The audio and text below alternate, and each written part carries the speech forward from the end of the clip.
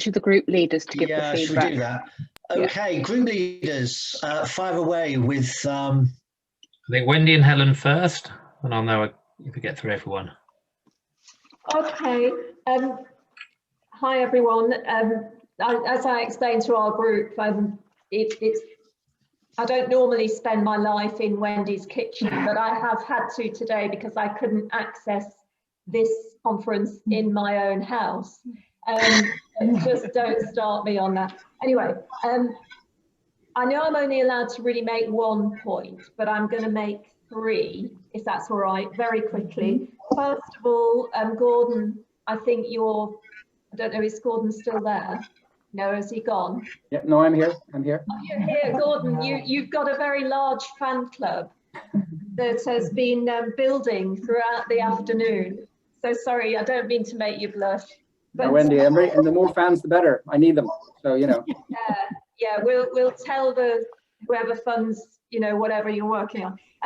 But anyway, the group generally, we thought you made some very interesting points, and we were really, you know, very interested to consider them. Some of the points are very familiar through the SPIT program that Wendy and I have presented and that we use a lot at our service. But for all of those in the little breakout group that we were in, we were really very fascinated by a lot of the stuff that you covered. In a way, it would be good perhaps to have another session with a bit more time. It was quite fast. It was a lot of information. It was fast.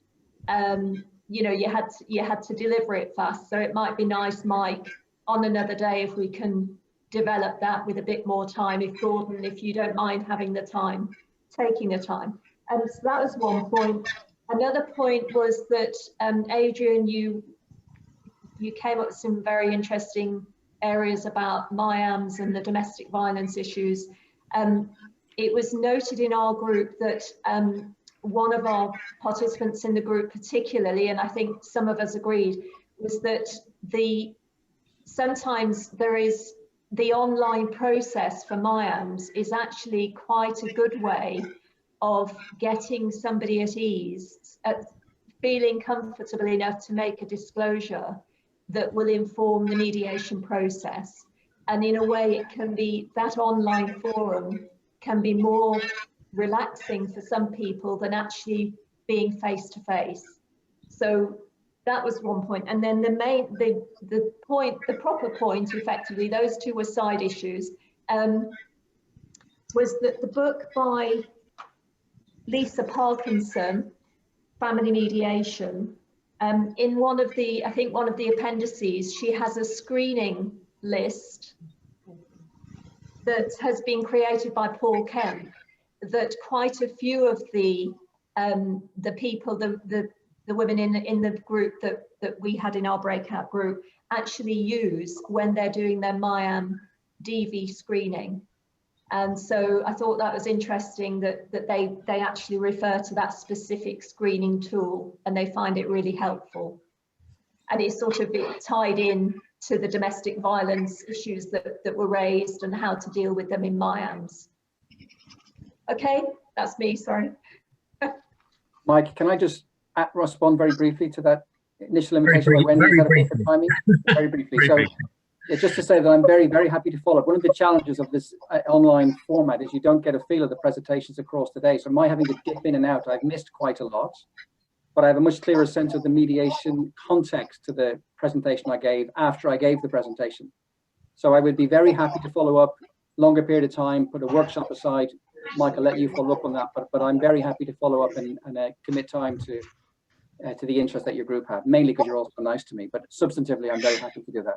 Sounds like we'll have to take you for lunch and sort that one out when we're in Cambridge next.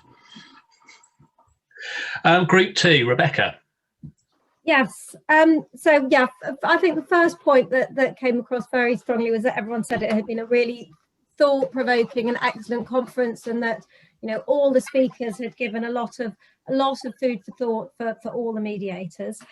Actually, similar to Helen's group, in terms of, you know, what one thing are you going to take away and change or think about, it was around assessment. and thinking about how we assess clients. And one of the key takeaways was looking at assessing clients and the suitability of mediation as an ongoing process, and that idea of maybe doing these and actually for some of our group this was their practice, that they would do a sort of mini check-in with each client individually before each mediation session, and asking that question, has anything changed? So that was one of our sort of key takeaways. Hello. Okay, well, most of our points echoed points that have already been made. So domestic abuse screening and thinking around that and how to do it more confidently and so on was one of the points. And the key point really was to try and think about getting our clients to recognise the way they communicate, because recognition and education is empowerment really, and that's what we want for a longer term sort of better solution for our families. One good point that was raised by Sarah was, if we've already got training available that we've rolled out to magistrates and so on, there are lots of people here, you know, who really time is money to them because they're working in services where, you know, then spending a day trying to write some training and going out to train people is an expensive expensive for them. So if we've got some training, we'd be prepared to share it, and there'd be many people that would be happy to go out to their local courts and try and roll that training out to the magistrates and so on. So just something to think about. That's it in a nutshell. Debbie Hargreaves. Apologies. Hello, sorry. We are very similarly, we're talking about the assessment meetings, and we were talking about the fact that actually as mediators we need to make sure that we are there for both parties, and sometimes with the assessment meetings it's sometimes working out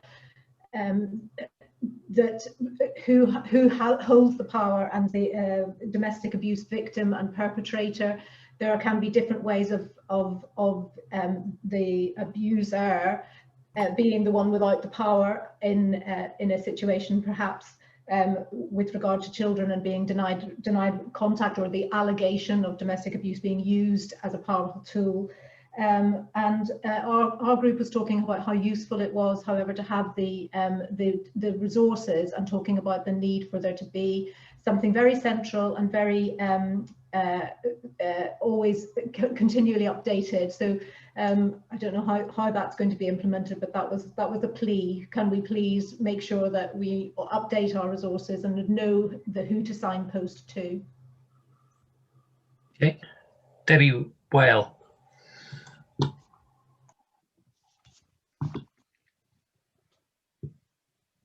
You there, Debbie?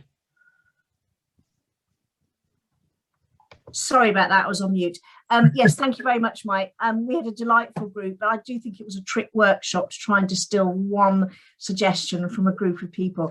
It is just a reminder for all of us of how invaluable it is to meet colleagues and to listen to each other, because actually we all improve our practice by doing that. What we took in our group from today was the themes which everyone else had mentioned, the mini check-ins, are you okay? Risk being dynamic. Also linked with the service. I'm sorry I can't give one, Mike, you know me well, I can't just ever distill to one thing, but I'm trying to do it quickly. The use of resources came up again, and that idea of really us all having access to that really important information. But I think the themes were very similar, but it was just again about, you know, being reflective, but also the idea of risk and our role and our responsibility and maintaining that in the assessment process. So I can't distill that down, but very nice group. Reith. Okay, our group, we discussed screening tools for domestic abuse and also for mental health, but on the mental health side, looking at kind of materials to share with parents, either pre-mediation or during mediation sessions, and how you could kind of sensitively do that without somebody kind of feeling that they're being blamed, or, you know, there's an alliance with one side or the other, really.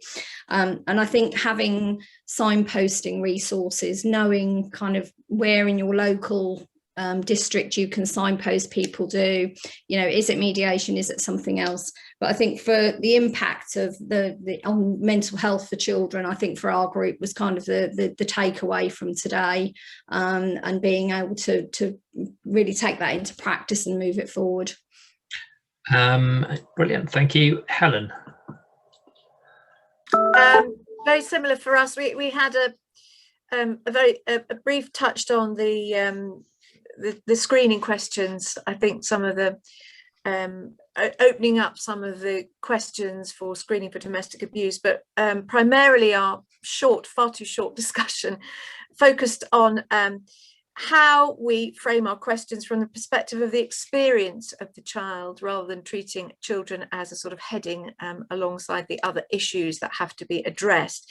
Unpacking the term we're fine when working with parents, and shifting them to understand how their children are affected by what's going on, and what do parents need to be aware of, and what accessible information is out there, particularly for some parents who may not find it easy to take much in, partly because they're on an emotional hurly-burly and partly because of their own situation. But you know, and we were privileged to have Gordon with us, and sadly our conversation, certainly in my case, sort of disappeared mid-sentence. But I think there's some work to be done about presenting really clear information to our parents that we work with, to understand the experience of the child, regardless of how the child may be presenting. And please correct me if I have not quite put that across as it should have been, but that was what I took away, and it was fantastically helpful and useful afternoon. Thank you. Thank you. And finally, Belinda, I think. Hi there. Thank you. I can't believe we actually got to the end and we still got something in our group that we had that's left.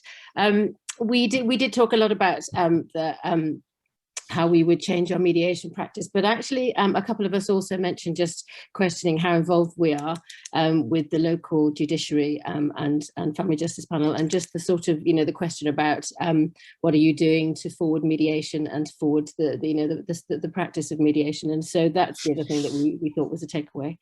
And we also wanted Gordon Harrell's checklist. That's the only other thing. So sorry, you still came up, Gordon Harrell, but there we are. Brilliant. Adrian, Jane, how do you want to come back on any of those points before we end? I know it's after 1:30 already, but sorry. If I perhaps just come in, I mean, I like being deliberately provocative. I think those that know me know this. I'm a bit like Marmite, I think, at times. The reality is it's just lobbing in. I like to lob in ideas so that I like to think that accredited mediators, particularly at a master's level, it's where they should be developing critique. And developing critique of their practice.